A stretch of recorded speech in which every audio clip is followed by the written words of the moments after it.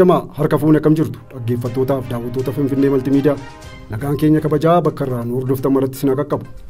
Harri guyyaan roobii Amajjii bara 2022 oduu biyya keessaaf kan alaa har'aaf qabanne isin biraan geenya. Oduu kan isinitti himu Anadaana Tasfaayiti nu waliin tura.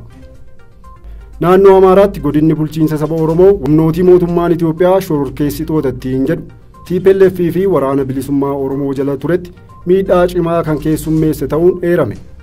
Oduu walqabateenis godinnichi to'annoo humnootii kanneenii jalaa erga bayeetiin booda tarkaanfii humnootii mootummaa hidhatan fudhataniin namooti nagaa hedduunis kan ajjeefaman ta'uun himameera.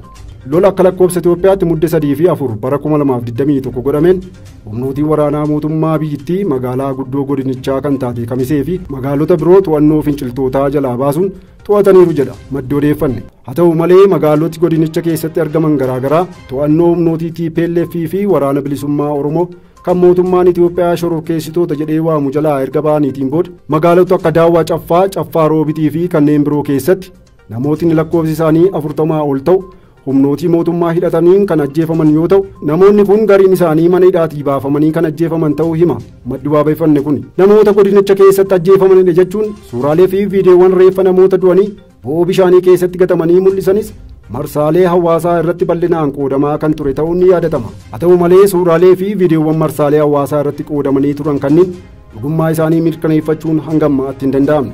Akka lakkoofsa Itoophiyaatti wiixata darbe gaafa mudde 20 bara 2021 magaalaa guddittii godinichaa kan taate Kamiseetti qaamoleen nageenyaa mootummaa hidhatan namoota 2 kan uffata aadaa hawaasni naannichaa uffatan hawaasaaf akka barnoota ta'uuf jechuun magaalaa walakkaatti rasaasaan kallattiin itti dhukaasanii ajjeesuu isaanii BBCtu gabaase. Bulchaan godinichaas ajjeechaa raawwatame jedhame irratti odeeffannoo bal'aa akka hin qabne himanii haa ta'u malee namoota badii raawwatan irratti tarkaanfiin fudhatamaa kan ture ta'uu ibsuu isaanii fi humni tarkaanfiin irratti fudhatamu humna badii kana keessa qabatamaan kan jiran ta'uu odeeffannoo nan qaba jechuu isaanii BBC'n gabaaseera.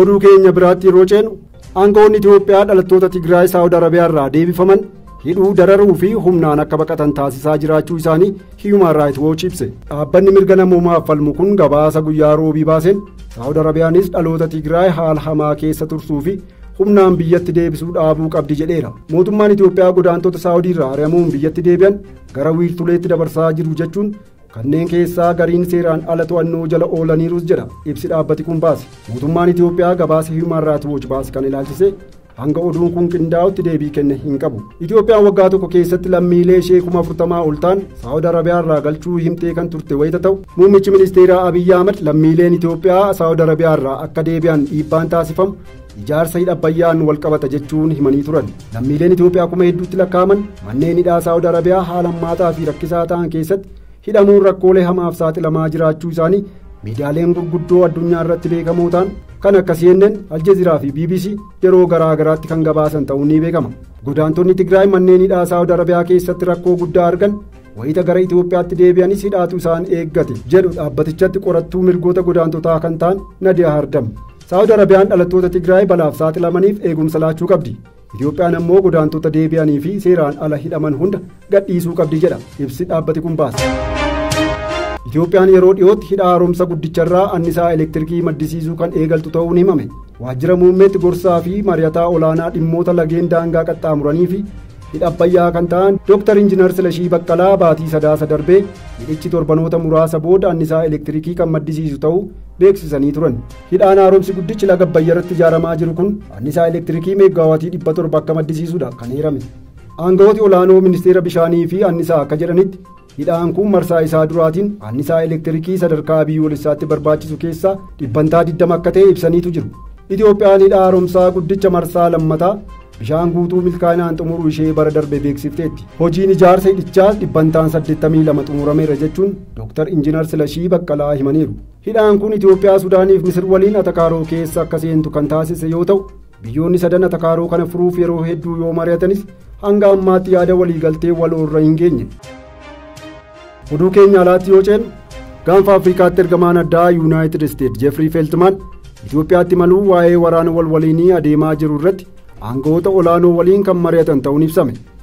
Ministeerri haajaa alaa Yuunaayitid Isteet akka jedhetti Jeefrii Feeltimaan dhimma nagaa buusuu irratti aangoota olaanoo waliin ni mari'ata. Oduma walqabateen hoogganaan TPLF humnootiin isaanii naannoo Amaaraa fi Affaar qabatanii turan gadi dhiisuun gara daangaa Tigraayitti deebi'uu isaanii yoo himan, mootummaan Itoophiyaa garuu injifannoo waraanaa argateen naannolee kanneen gadi dhiisisuu isaa ibseeti ture. Mootummaan Itoophiyaa loltoonni isaa finciltoota duukaa bu'uun daangaa naannoo Tigraay seenanii akka hin lolle beeksiseera. Kun qaamoleen lamaan lola dhaabanii gara waltajjii mariitti akka deebi'aniif carraa uuma jennee yaanna jechuun dubbi himaan ministeera dhimma alaa Ameerikaa Ned Price ibsaniiru. Daawwannaan ergama addaa kun kan nuuf erga Yuunaayitid Isteets himata mirgoota namoomaa sarbuu jechuun Itoophiyaa carraa daldala qaraxarraa bilisaa agawaa keessaa haqxe booda. Egaan dhaggeeffattootaaf daawwattoota keenya oduun har'aaf qabannee dhiyaanne kanuma. Marsaatilee hawaasummaa keenyaa laayik, sheer, sabskiraayib godhaa. Yaada keessan ammoo Finfinnee Raadiyoo @gmail.com nuuf barreessaa. Waan nu hordoftaniif galatoomaa.